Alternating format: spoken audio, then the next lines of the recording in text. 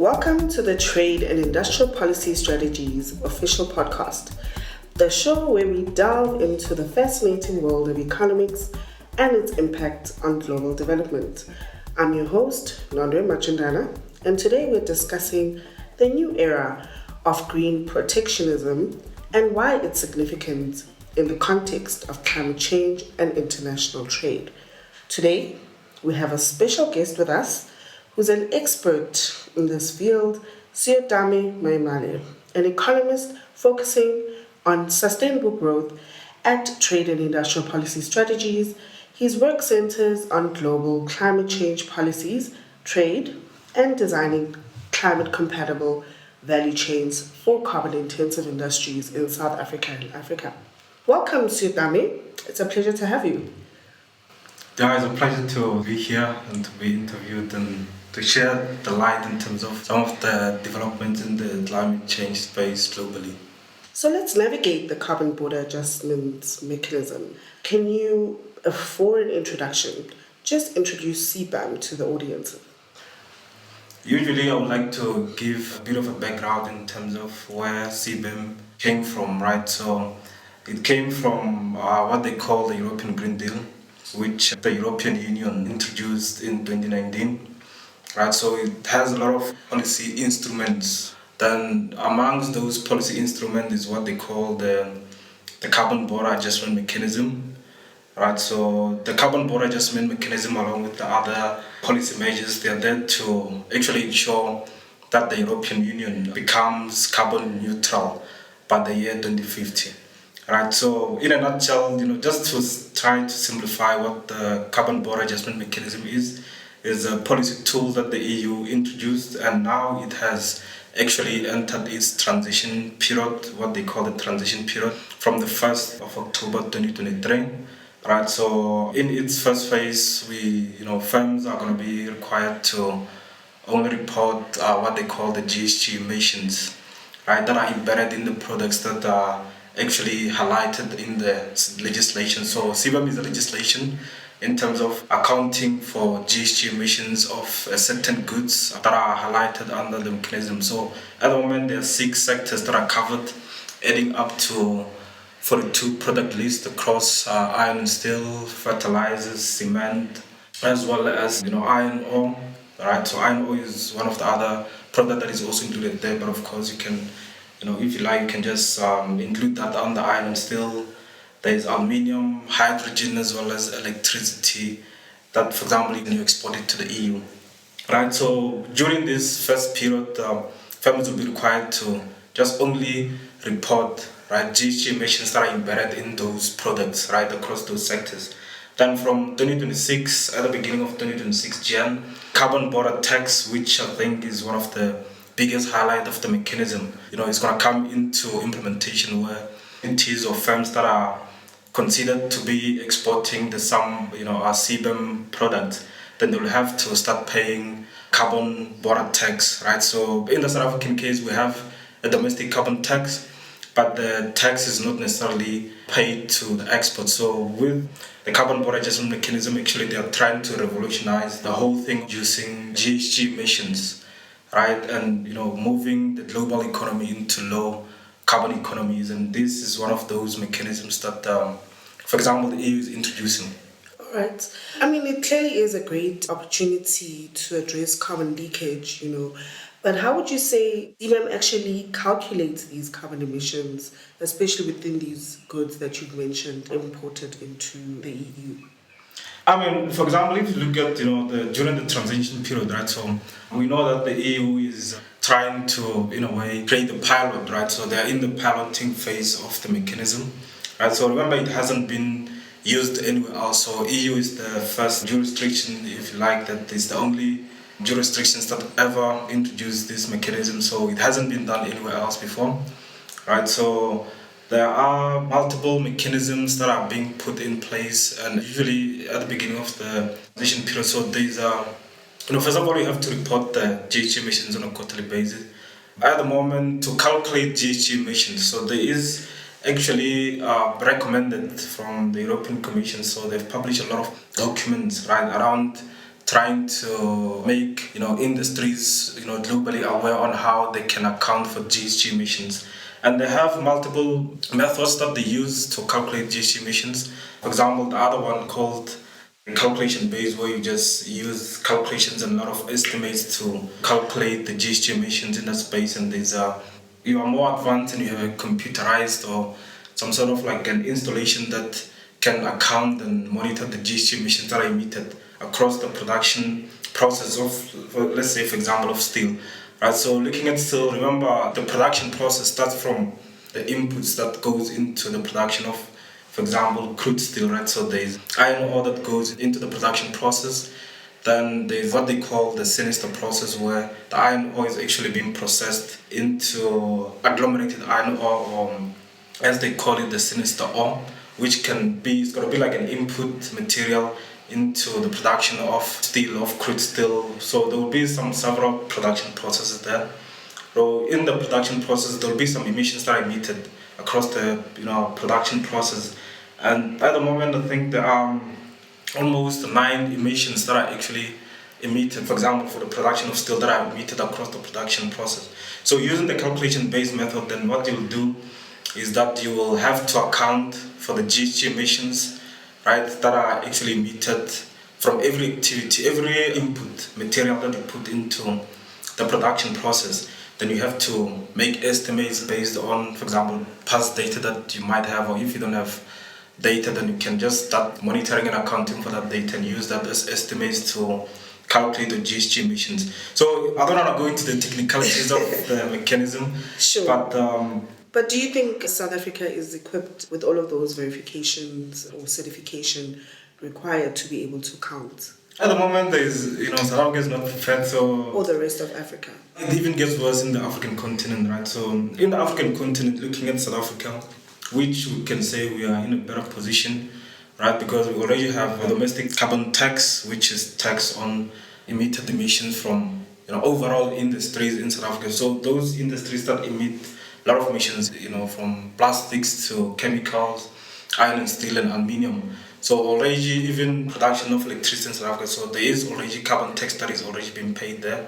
And with the carbon border adjustment mechanism, so we already know that there's going to be a tax that is actually now not only on domestic production, but on exports, right, that we're going to be exporting into the EU. So with that mechanism that South Africa has now, in a way, they're going to get like some sort of rebates, because at the moment, I think they're paying $10, right, for every emissions that are emitted, domestically in the production processes.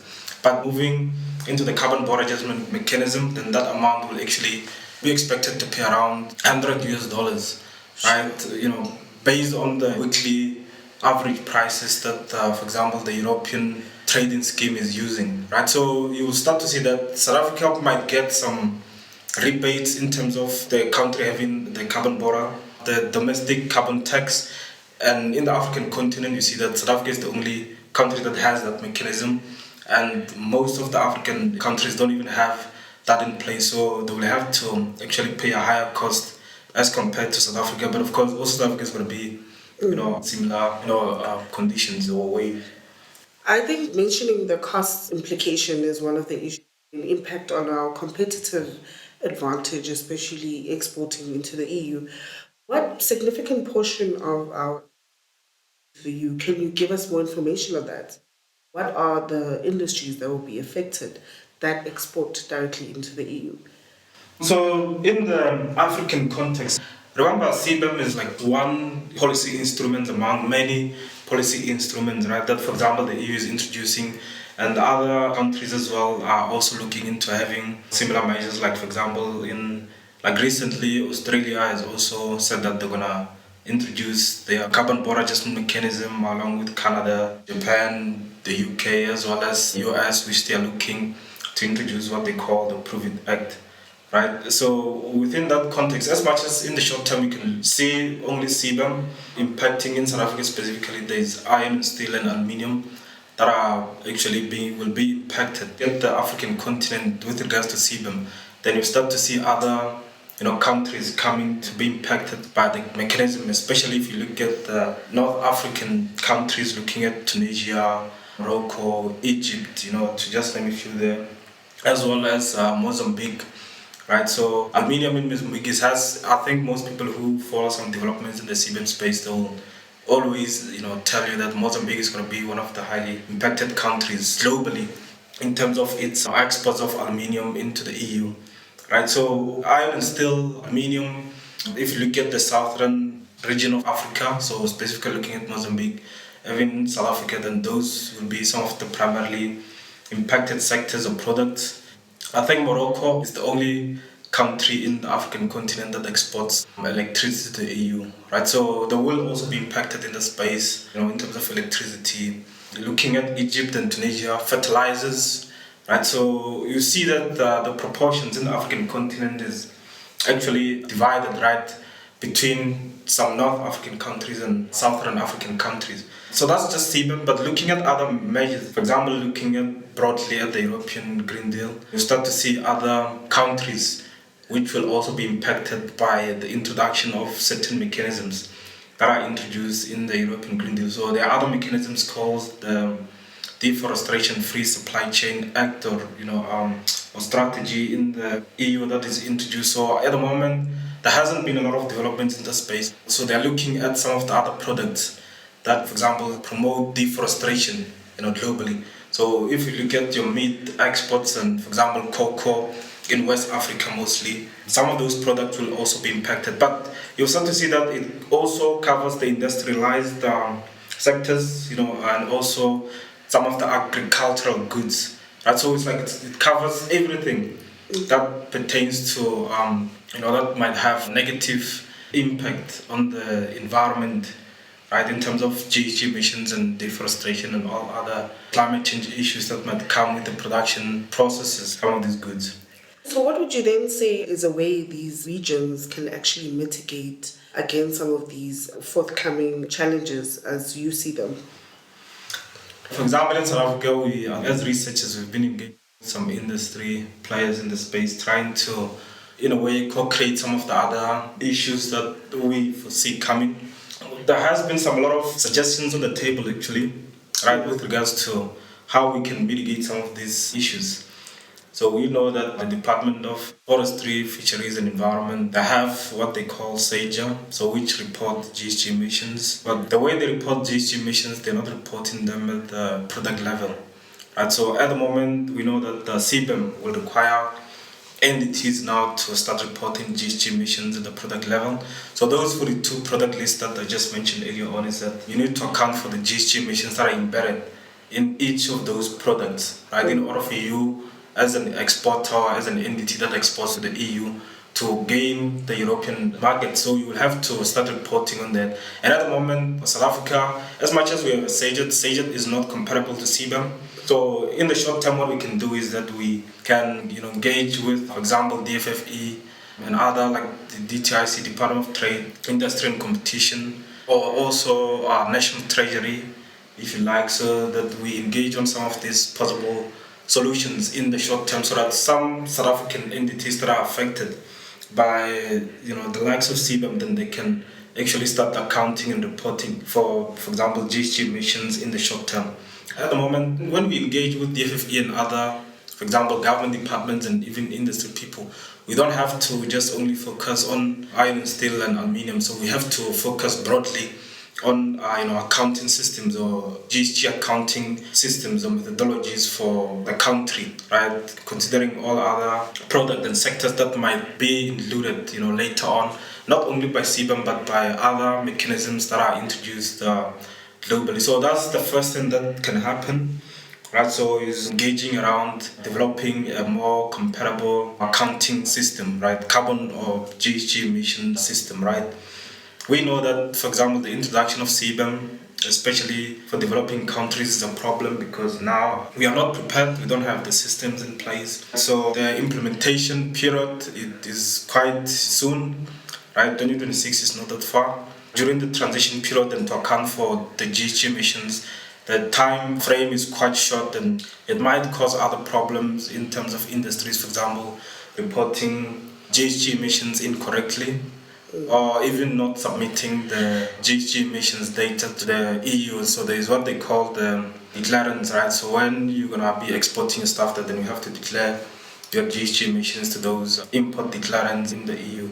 So what we can do to mitigate some of those issues also in the short term is that we can, in the meantime, start engaging with the EU, right? To say that, the time that you've given us to transition or even to implement the CBAM, right, the mechanism, then it's too short. Then we might, considering that we are developing countries, right, then we can get more, for example, implementation time or transition period. And of course, there are some other issues that comes with that. For example, entities, they don't even know what CBAM is, right? So there is a lot of awareness that needs to happen in the space to share some of these, impacts to broader audience, and later on the EU might need to start funding, for example, capacity building and technical assistance programs that might come into the implementation or the adoption of CBAM, especially in developing countries. So those are the two main things that can happen, that we can do. In the meantime, of course, there's a lot of other interventions, right, in the longer term that we can do. Like, for example, I know at the WTO now there has been a lot of research or engagement in terms of trying to bridge the gap that has already been there in terms of climate change and trade. So we start to also see these developments at an international or at the multilateral level, where multiple bodies are coming together to engage on issues that, for example, you might say that they've been stimulated by the introduction of CBAM globally, where they say that, for example, there should be a link between climate change and trade, right? And which I think CBAM is there to also say that we also saw the gap and trying to close that gap, right? So there might be a lot of engagements and negotiations at the WTO. But of course, remember, a lot of people, they say that the engagements at the WTO and even negotiations, they can take a very long time. So in the short term, I think it is wise to start now, raising some of these issues while already everyone is talking about them, and try to position, for example, not only South Africa, but the African continent, or even developing countries in general, say that the introduction of CBAM is not positioning African countries or developing countries to be globally competitive, as is actually highlighted under the WTO, that the system is there to promote fairness, right, among different countries in terms of trade and the like. So there is a need to open that door of negotiations, especially positioning the continent to say that the system has always been there, then we have to live by the system as it is. But at the moment, there are a lot of issues in that space there. Sure. I mean, you mentioned a lot of the implications, for the continent. Do you see any opportunities that it has brought to the continent, having the opportunity to collaborate? You mentioned the WTO, or to have a more systemic collaboration among the region. There's a need for collaboration, right, in the African context, right? So you will see at the moment, a lot of people I know, they talk about, and we know this for a fact, that Africa has contributed less, historically to GHG emissions. So their historical contribution is less than 3%, right? And now the introduction of CBAM, one of the other objectives of CBAM is to also promote climate change actions, abroad. So not only in Europe, but across the world, right? So we know that Africa contributed less to historical GHG emissions. It's also highly vulnerable to the impacts of climate change, right? And it still has one of the natural resources that we can tap into.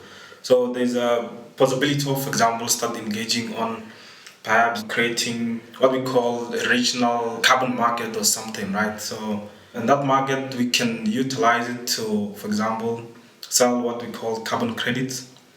Right, we sell carbon credits to, for example, to Europe or to other high-emitting entities globally to offset their GHG emissions that they emit on a yearly basis. So that's one option. So there's a need for utilizing the resources that Africa has, which we're looking at the natural resources that we have in terms of, for example, the forests that the African continent has. Then we can utilize that for carbon credits.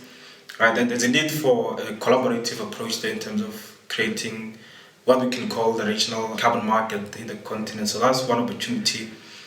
And another opportunity is that, once you report your GHG emissions, you account them and report them into the EU, then from 2026, then whatever you're going to be reporting, it has to be verifiable by third-party verifiers, right? And that actually opens a lot of door for SMMEs. Well, already I've been engaging with some people. I think there were some guys from Kenya who they consider themselves carbon auditors. Right? For example, if firms in the African continent they report that this is what we've emitted in terms of emissions, then all the process and everything in place that is, we say we have all of this stuff, and they come as auditors or as verifiers, and they verify that actually what the entity reported is actually true. So there is that big opportunity at the moment in terms of small businesses playing into the space, acting as, for example, verifiers or what you call auditors, right, of these GHG emissions. And at the moment in the African continent, there is a lot of those guys in the space active, but there is a lot of opportunity in the space there. All right. As we are in this transition, what are the opportunities for it to be just as well, knowing that we're also on a just transition in South Africa? So a just process, right? Remember, first of all, requires participation, right? Engagement. So there needs to be a lot of more engagement. So you need to educate people. And what we've realized now is that a lot of entities, even people, need more time to transition, especially looking at developing countries or countries that don't have a lot of financial resources to transition. So there's a need of trying to understand the problem and the need for a certain entity to transition. And at the moment, looking at CBAM, there's a lot of time pressures there, right? And the more pressure that we get in terms of, for example, implementation, there are going to be a lot of mistakes that we make along the way, and that is not going to be a just process. And again, there's a lot of other issues that come with the implementation of CBAM, right? For example, we mentioned earlier on about increased cost, right? So once the cost increases, for example, for entities will, for example, start looking into other measures like reducing, work. We're gonna see a lot of job shedding, right? People being retrenched or people let go at work due to less profitability of some of these entities. And in that process, and remember the just process also allows that, for example, the people who will be impacted by the transition, there should be a plan to make sure that we cater for those people. So in this case, if the profitability of businesses suffers and people lose their jobs, do we have a plan for those people who lost their jobs due to, for example, CBAM and other measures that are introduced in the global space? There is a need to understand all these issues and a lot of participation and engagement with people who will be impacted. It might be entities in this case are going to be highly impacted, which will see an indirect or even direct effect, of CBAM coming into the livelihoods of people on the ground. And we need to understand all those issues. And we also need to collaboratively co-create some of the interventions, right, of how we can mitigate some of those issues or the effects that might come into as the result of, for example, CBAM and CBAM-like measures implementation globally. So there's a lot of engagements that we need to do and to understand the issues on the ground. All right. Thank you, Seutame, for shedding light on the implications of CBAM for the European Union and Africa. Do you have any closing remarks? So as the CBAM has already entered its transition period, right? So I'm not sure if I mentioned this, but it entered from the 1st of October 2023. So from the 1st to December 2023, then that's the last quarter of the year, right? So during the transition period, entities that are exporting to the EU, they're required to submit their reports on a quarterly basis. So for this quarter, they have to submit the quarterly report like a month later, or data that's going to go into the European clearance, right? So I know that a lot of people might not be aware of that. They were actually required to submit their first report next year, which is January 2024, by the end of January 2024. But if you don't have, for example, you're not aware of CBAM and you don't have any systems on a lot of issues, then I think it's wise to start communicating some of those issues. For example, with departments, especially in South Africa, the Department of Trade, Industry and Competition has been active in the space. Then maybe if you engage with them, even I think you can also engage with us because we have also been engaged in the space as well. So so that we can highlight some of these issues while it's still early. As much as there's a lot of grace period that, for example, for the first two quarterly reports, so the one that is due in Jan next year and the other one that is due in April. So the April 2024 report is due for the first quarter of 2024. So for those two first reports, the quarter 4th, 2023 and the first quarter of 2021. There's going to be a grace period up until the 31st of July 2024 for entities. For example, if you didn't report your GHG emissions correctly or you didn't even report them, then you still have that grace period to submit those first 2 reports. So there is a lot of awareness, I think, that needs to go into the CBAM so that a lot of people are aware of that, CBAM is here and it has already entered its first phase, which is the transitional phase. And the first report is due end of January 2024. Sure, those are some very tight deadlines. Yeah. But thank you so much for sharing your invaluable insights into understanding how all of this policy will shape the future of trade, the dynamics in the region. This wraps up today's episode, and a huge thank you to our guest on sharing all of his expertise on CBAM and its impact for Africa's value proposition to the UE. And to our listeners, don't forget to subscribe, leave a review, and connect with us on social media. Until next time, I'm your host, Nondwe Majundana, signing off.